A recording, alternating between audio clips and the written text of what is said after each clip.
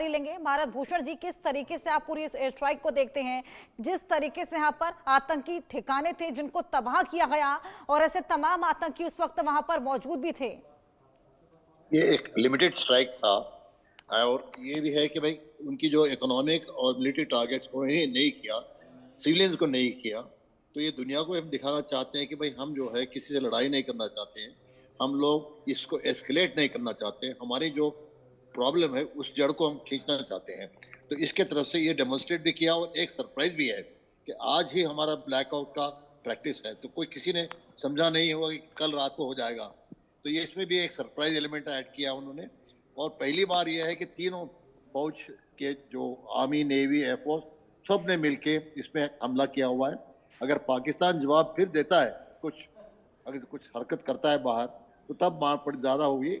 Otherwise मेरे हिसाब से पाकिस्तान आगे नहीं बढ़ेगा, छोटे मोटे फायरिंग वायरिंग करके चुप हो जाएगा, बोल देगा, मान लेगा कि हमने कुछ किया हुआ है और चले गए हैं। तो ये है कि आगे ये पाकिस्तान के पास हिम्मत नहीं है कि वैसे ही बगैर पानी के, बगैर पैसे के, वो तो अभी तो स्ट्रगल कर रहे हैं, तो उनको और मतलब परेशानी नहीं चाहिए। तो जहां तक मेरा एस्टिमेट है, ये आगे नहीं बढ़ाएंगे, छोटा मोटा फायरिंग वायरिंग कर देंगे और हम हमारी कार्रवाई जारी करेंगे, limited to only terrorist camps. हमारा ऑब्जेक्टिव वही है। बिल्कुल, अरविंद जी भी हमारे साथ बने। अरविंद जी, आपको क्या लगता है, क्या रुख अब पाकिस्तान का रहने वाला है? मैं बिल्कुल जो पूर्व वक्ता है उनसे सहमत हूँ। वजह यह है कि अगर पाकिस्तान वापस प्रतिक्रिया या रिटेलिएट करता है तो वह बहुत ही बुरी तरीके से तबाह हो जाएगा। उसका फॉरेन रिजर्व वैसे भी नहीं है, वह हथियार कहाँ से खरीदेगा। और इस पूरी लड़ाई में चीन अपना फायदा उठा रहा है और चीनियों के खिलाफ आप देखिए कि बलूचिस्तान में आंदोलन हो रहे हैं, जो पाक ऑक्युपाइड कश्मीर में उनके प्रोजेक्ट थे वहां पे हमले हुए हैं।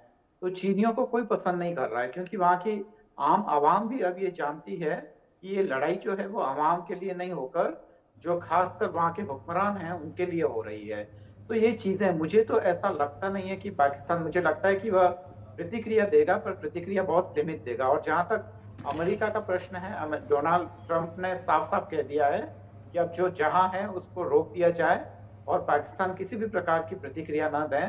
तो ऐसे में भी लगता नहीं है कि पाकिस्तान कोई प्रतिक्रिया देगा, क्योंकि अंतर्राष्ट्रीय समुदाय उसके साथ नहीं है।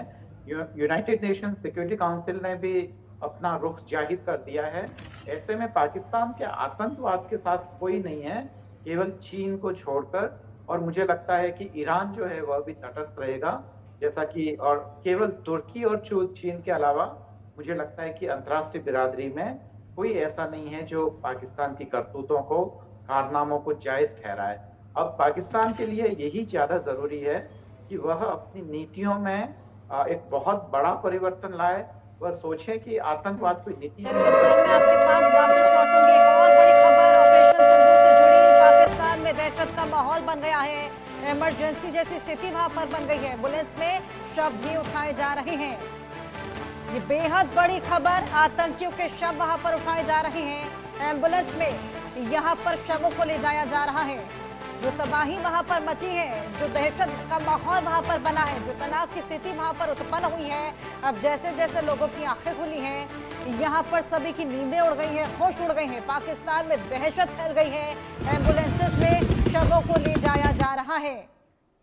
9 आतंकी ठिकाने, जहां पर 500 से ज्यादा आतंकी मौजूद थे, 300 से ज्यादा आतंकी मारे गए हैं। ये बेहद बड़ी खबर सूत्रों के हवाले से। और अब सभी के शवों को यहां पर एम्बुलेंसेस में ले जाया जा रहा है।